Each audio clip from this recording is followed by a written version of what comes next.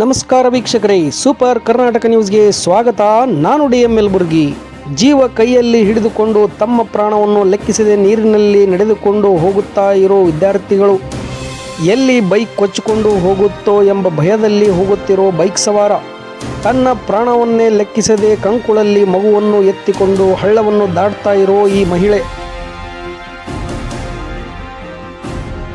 ಈ ದೃಶ್ಯ ಕಂಡು ಬಂದಿದ್ದು ಬಾಗಲಕೋಟೆ ಜಿಲ್ಲೆಯ ಇಳಕಲ್ಲ ತಾಲೂಕಿನ ಕರಡಿ ಗ್ರಾಮದಿಂದ ಹುನಗುಂದ ರಸ್ತೆ ಮಾರ್ಗ. ಕರಡಿ ಗ್ರಾಮದಿಂದ ಹುನಗುಂದ ಕಲ್ಪಿಸುವ ರಸ್ತೆ ದಾಸವಾಳ, ಜಾಲಕಮಲದಿನ್ನಿ, ಪಾಲತಿ, ಬೇಕಮಲದಿನ್ನಿ ಸಂಪರ್ಕಿಸುವ ರಸ್ತೆ ಮೇಲೆ ಈ ಕಾಲುವೆಯಿಂದ ನೀರು ಹರಿದ ಪರಿಣಾಮವಾಗಿ ಸಂಪೂರ್ಣ ರಸ್ತೆ ಮುಳುಗಿ ಹೋಗಿದೆ.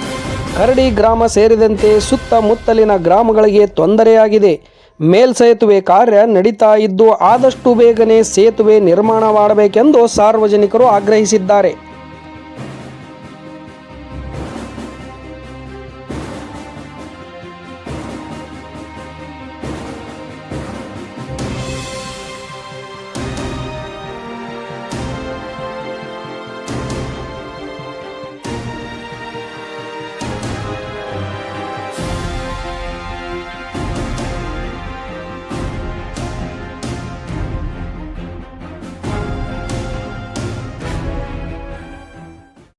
ಬಾಗಲಕೋಟೆ ಜಿಲ್ಲೆಯ ಇಳಕಲ್ ತಾಲೂಕಿನ ಕರಡಿ ಗ್ರಾಮದಲ್ಲಿ ಮಳೆಯಾಗಿರುವ ಕಾರಣದಿಂದ ಈ ಶಾಲಾ ಮಕ್ಕಳಿಗೆ ನಮಗೆ ಅಡ್ಡಾಡಲು ಬಹಳ ತೊಂದರೆ ಆಗುತ್ತಿದೆ. ಅದಕ್ಕೆ ನಾವು ಬಸ್ ಅಲ್ಲೇ ಪೆಟ್ರೋಲ್ ಬಂಕಿಗೆ ಹೊರತು 1 ಕಿಲೋಮೀಟರ್ ನಡ್ಕೊತ ಬರೋಕ್ಕೆ ಶಾಲೆಗೆ ಹೋಗೋಕ್ಕಾಗಿ ಅದಕ್ಕಾಗಿ